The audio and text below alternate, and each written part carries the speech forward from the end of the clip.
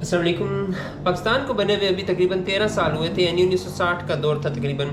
اور پاکستان ابھی گروتھ اور ڈیولپمنٹ کے فیزز سے گزر ہی رہا تھا، اور اس دوران پاکستان کا سیکنڈ 5 ایئر پلان ڈیولپ کیا جانا تھا، یعنی 1960 سے لے کے 1965 تک کا جو 5 ایئر پلان تھا پاکستان کی گروتھ کے لیے، وہ ڈیولپ کیا جانا تھا.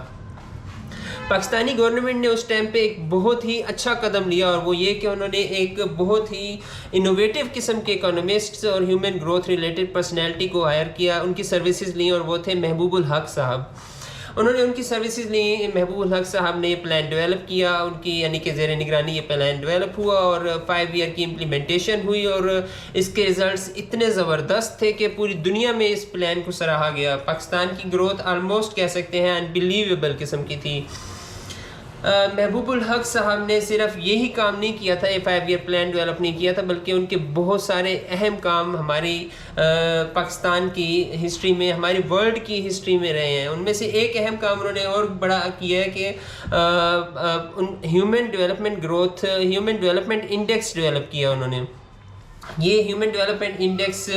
ابھی بھی UNDP United Nations Development Programme کے تحت یہ یوز ہوتا ہے، اور اس کے اندر یہ ہوتا ہے کہ یہ مختلف ملکوں کو رینک کرتا ہے، صرف اکانومی کے اوپر نہیں بلکہ ہیومن گروتھ کے اوپر بھی یہ رینک کرتا ہے. یعنی محبوب الحق صاحب کا ماننا تھا کہ صرف اکانومی کو ہمیں نہیں دیکھنا چاہیے بلکہ ہیومن ڈیولپمنٹ اور گروتھ کو بھی دیکھنا چاہیے کہ وہ کس طرح سے امپروو ہو رہی ہے. گو کہ پاکستان کی رینکنگ اس میں کوئی اچھی نہیں ہے، لیکن محبوب الحق صاحب کا یہ کام ابھی بھی انٹرنیشنلی یونائٹڈ نیشنز کے اندر یہ یوز ہو رہا ہے، اور پوری دنیا اس کو مان رہی ہے کہ ہاں یہ رینکنگ ٹھیک ہے، اس کے مطابق ہونی چاہیے رینکنگ.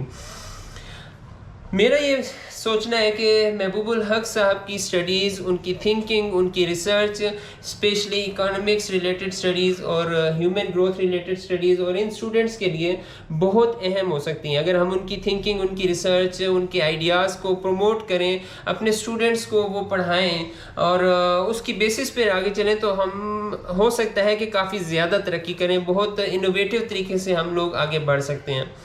تو بہترین کی تلاش میں یہ ایک پوائنٹ تھا کہ محبوب الحق صاحب کی سٹڈیز کو، ان کی تھنکنگ کو، ان کی جو بھی ریسرچ ہے، جو بھی باتیں ہیں، وہ ہم لوگ پروموٹ کریں اور اپنے اسٹوڈنٹس تک وہ پہنچائیں، اسپیشلی جو اکنامکس ریلیٹڈ اسٹوڈنٹس ہیں یا ہیومن گروتھ ریلیٹڈ اسٹوڈنٹس ہیں، ان تک یہ پہنچائیں ہم لوگ.